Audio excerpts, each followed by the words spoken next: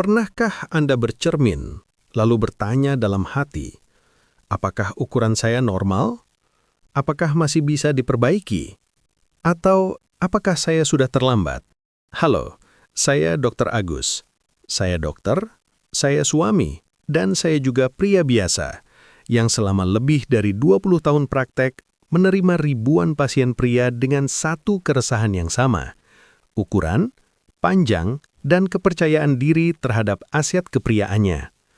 Yang mengejutkan saya bukan pertanyaannya, tapi berapa banyak pria yang tertipu mitos, iklan palsu, dan janji instan. Di video ini saya tidak akan menjual mimpi. Saya akan menyampaikan fakta medis, apa yang mungkin, apa yang tidak mungkin, dan apa yang masih bisa dioptimalkan secara alami. Sebelum lanjut, pastikan Anda subscribe channel ini. Aktifkan lonceng, karena konten seperti ini sering dihapus atau disensor, dan saya ingin Anda tidak kehilangan edukasi penting ini. Sebelum kita bicara soal memperbesar atau memperpanjang, kita harus jujur dulu pada satu hal. Apa itu ukuran normal? Saya Dr. Agus, dan di ruang praktek saya, pertanyaan ini muncul setiap minggu, bahkan setiap hari. Pria dari usia 20-an, 30-an, 40-an, bahkan 60 tahun ke atas datang dengan satu kalimat yang hampir sama. Dok, apakah saya normal? Kejujuran yang jarang diungkap. Izinkan saya mengatakan ini dengan sangat jelas dan perlahan. Sebagian besar pria yang merasa asetnya kecil sebenarnya normal secara medis. Masalahnya bukan di tubuh mereka, masalahnya ada di perbandingan yang salah, informasi yang keliru, ekspektasi yang dibentuk oleh pornografi dan iklan. Saya ingin Anda mendengar ini baik-baik. Pornografi bukan referensi medis, iklan bukan ilmu kesehatan. Angka medis yang jarang diberitahu. Secara data medis internasional, bukan asumsi, bukan cerita warung kopi, panjang rata-rata aset pria saat ereksi penuh sekitar 12-14 cm. Dalam kondisi tidak ereksi, sangat bervariasi, tidak mencerminkan ukuran saat ereksi. Lebar seringkali lebih berpengaruh pada sensasi pasangan dibanding panjang. Fakta penting, aset pria yang terlihat kecil saat lemas bisa menjadi sangat optimal saat ereksi maksimal. Namun sayangnya, banyak pria menilai dirinya dalam kondisi salah. Kesalahan fatal dalam menilai diri sendiri. Saya sering bertanya balik ke pasien, "Bapak mengukur saat kapan?" Dan jawabannya sering membuat saya menarik napas panjang. Diukur saat lemas, diukur saat cemas, diukur setelah kurang tidur, diukur saat stres, diukur sambil membandingkan dengan video porno. Padahal secara medis, ereksi dipengaruhi aliran darah, dipengaruhi hormon, dipengaruhi kondisi psikis. Artinya, ukuran bukan benda mati, ia dinamis. Saya ingat seorang pasien, sebut saja Pak Andi, usia 45 tahun. Beliau datang dengan kepala tertunduk, nada bicaranya pelan, matanya tidak percaya diri. Kalimat pertamanya, "Dok, saya kalah jauh dari pria lain." Setelah saya periksa secara objektif, ukurannya normal, struktur jaringan baik, tidak ada kelainan anatomi. Yang bermasalah, stres berat, aliran darah tidak optimal, kepercayaan diri runtuh. Setelah beberapa bulan perbaikan gaya hidup, ereksinya lebih keras, penampilannya lebih maksimal, rasa kecil itu menghilang.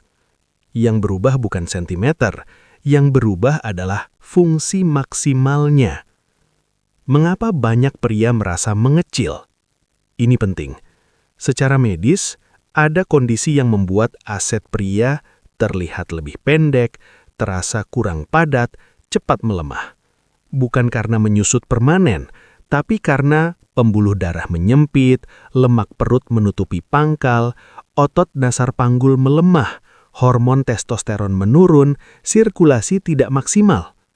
Banyak pria berkata, Dulu rasanya lebih besar, Dok. Dan itu bisa benar, karena dulu berat badan lebih ideal, stres lebih rendah, hormon lebih stabil. Saya akan jujur, walau tidak populer, ukuran genetik memang tidak bisa diubah drastis, tapi potensi maksimal bisa dihambat atau dibuka. Ibarat selang air, selangnya sama, tapi tekanan airnya berbeda. Banyak pria tidak pernah mengalami ereksi maksimal biologisnya sepanjang hidup. Dampak psikologis yang sering diremehkan.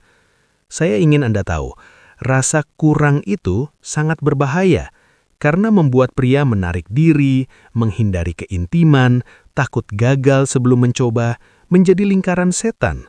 Dan ironisnya, ketakutan itulah yang justru membuat performa turun. Setelah lebih dari 2 dekade menjadi dokter, saya menyadari satu hal yang menyedihkan. Bukan penyakit yang paling sering merusak pria, melainkan mitos. Saya Dr. Agus, dan di bagian ini saya akan bicara terus terang walau mungkin tidak menyenangkan. Karena mitos-mitos inilah yang menguras uang pria, merusak jaringan tubuh, menghancurkan kepercayaan diri, bahkan menyebabkan gangguan permanen. Mitos 1. Krim atau salep oles bisa memperbesar permanen. Izinkan saya bicara sebagai dokter. Tidak ada krim, salep, atau gel yang bisa menambah panjang atau ukuran permanen. Kenapa? Karena secara anatomi, kulit tidak bisa menumbuhkan jaringan baru hanya dari olesan. Tidak ada zat topikal yang mampu mengubah struktur internal secara permanen. Yang sering terjadi, rasa hangat, pembuluh darah melebar sesaat, efek visual sementara. Lalu pria berkata, "Dok, waktu dipakai terlihat lebih besar." Ya, sementara. Begitu efek hilang, ukuran kembali seperti semula. Bahayanya, iritasi, alergi, luka mikro, mati rasa ujung saraf. Saya pernah menangani pasien yang berkata, "Dok, saya pikir panas itu tanda bekerja. Ternyata jaringan saya rusak." Mitos 2. Pompa vakum bikin panjang permanen. Pompa vakum sering dipromosikan seolah-olah tarik, pompa, jadi panjang. Faktanya, pompa bekerja dengan menarik darah masuk secara paksa. Efeknya, pembengkakan sementara. Dalam dunia medis, pompa hanya digunakan untuk membantu ereksi pada kondisi tertentu, bukan untuk memperbesar permanen. Penggunaan berlebihan bisa menyebabkan pembuluh darah pecah, memar, jaringan kehilangan elastisitas, ereksi alami melemah. Ironisnya, pria yang ingin lebih besar justru berakhir lebih sulit ereksi alami. Mitos 3. Ramuan ajaib 3 hari langsung tambah 5 cm. Sebagai dokter, saya selalu ingin bertanya, kalau benar ada ramuan seperti itu, mengapa ilmu kedokteran dunia belum menggunakannya? Tubuh manusia bukan balon. Jaringan tumbuh perlahan, beradaptasi dengan waktu, membutuhkan aliran darah, hormon, dan stimulus yang tepat. Klaim ekstrim sama dengan alarm bahaya. Banyak ramuan ilegal mengandung zat keras, hormon sintetis, dan bahan berbahaya yang merusak hati dan ginjal. Saya pernah menangani pasien dengan gangguan hati, jantung berdebar-debar, dan tekanan darah melonjak. Dan semuanya berawal dari, katanya herbal, Dok. Mitos 4. Semua pria lain lebih besar dari saya. Ini mitos paling merusak mental pria. Dibentuk oleh pornografi, media sosial, dan cerita yang dilebih-lebihkan. Fakta medis, sebagian besar pria berada dalam rentang yang sama. Yang membedakan sudut pandang, kepercayaan diri, kualitas ereksi, dan kondisi fisik. Saya sering berkata pada pasien, Anda tidak kecil. Anda hanya terlalu sering membandingkan diri dengan hal yang tidak nyata. Mitos 5. Kalau sudah umur, semua sudah terlambat. Ini tidak sepenuhnya benar. Benar, hormon memang menurun seiring usia. Tapi salah besar jika berpikir tidak bisa diperbaiki sama sekali. Yang sering membaik pada pria usia matang, kualitas aliran darah, kekuatan ereksi, stamina, kontrol ejakulasi, kepercayaan diri. Bukan dengan cara instan, tapi dengan pendekatan yang benar dan aman. Mitos 6.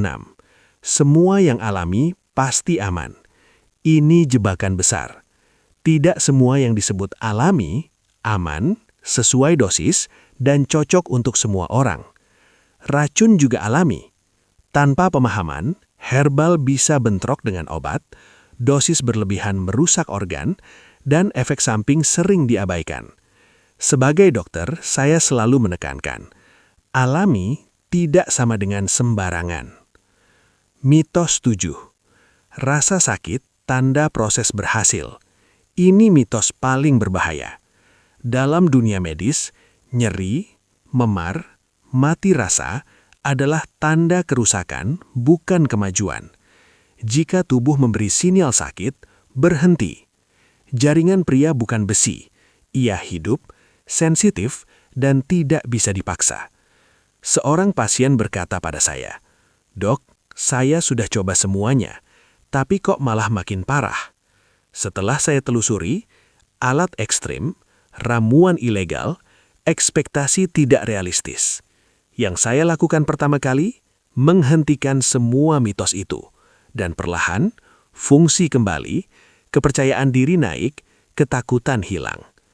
Kadang, langkah pertama memperbaiki adalah berhenti merusak. Apa yang bisa ditingkatkan secara alami?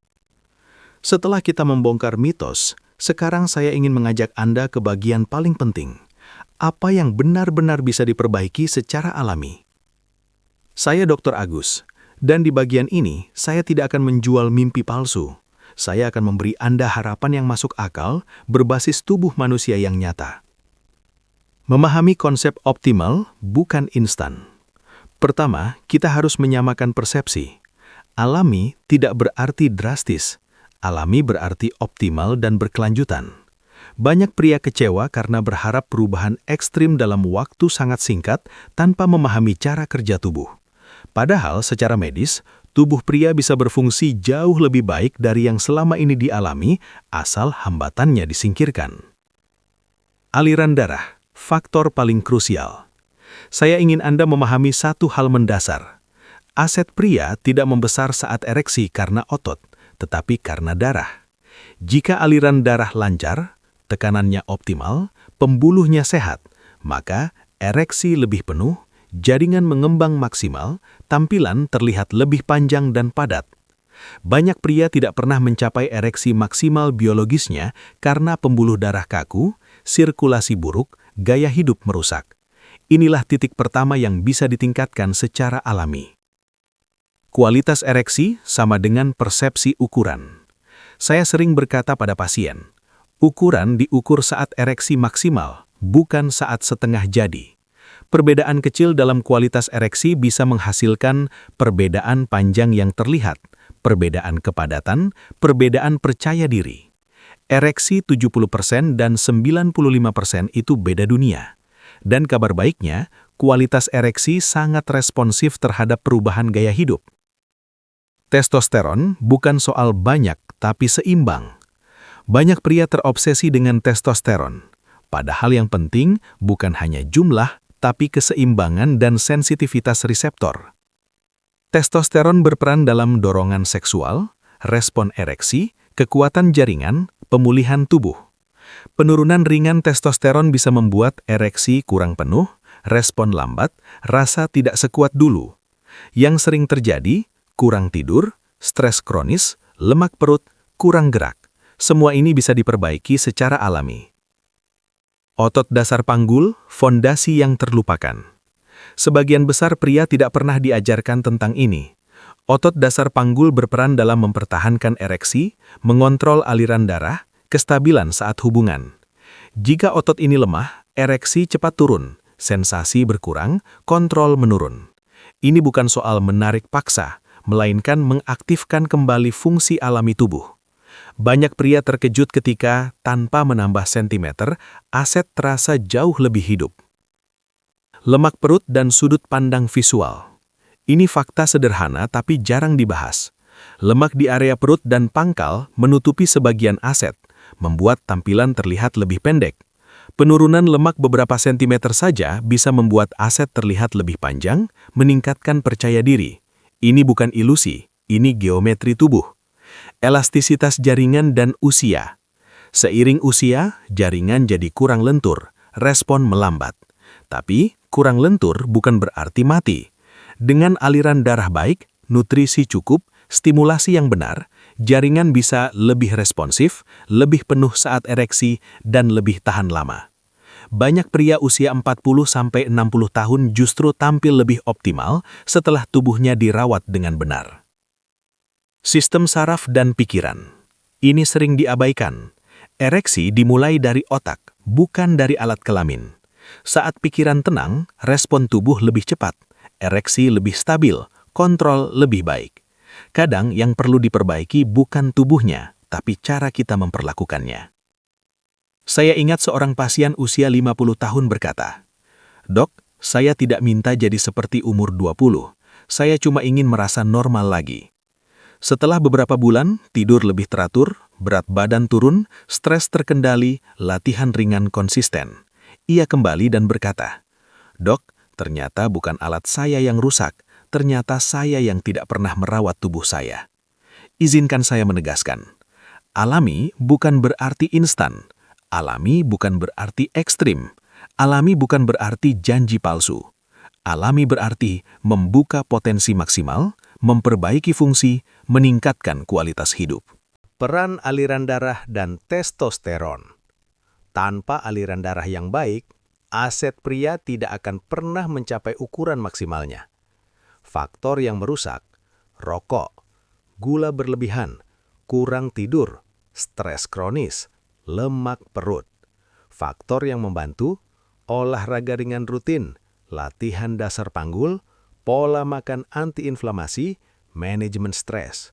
Banyak pria merasa mengecil padahal pembuluh darahnya menyempit. Latihan yang aman dan logis. Sebagai dokter, saya hanya menyarankan latihan dasar panggul, bukan ekstrim. Peregangan ringan tanpa nyeri. Konsistensi, bukan paksaan. Rasa sakit, stop. Memar, stop. Prinsipnya, jaringan pria bukan karet. Ia hidup, bernafas, dan butuh waktu. Makanan dan nutrisi pendukung. Tidak ada makanan ajaib, tapi ada kombinasi cerdas. Lemak sehat, protein cukup, mineral pendukung hormon, antioksidan alami. Yang terpenting, konsistensi, bukan sensasi. Mental dan kepercayaan diri. Ini bagian yang sering diremehkan. Stres, hormon turun. Cemas, aliran darah terganggu. Takut gagal, gagal sungguhan. Saya selalu bilang ke pasien, aset pria tidak hanya hidup di tubuh, tapi juga di kepala.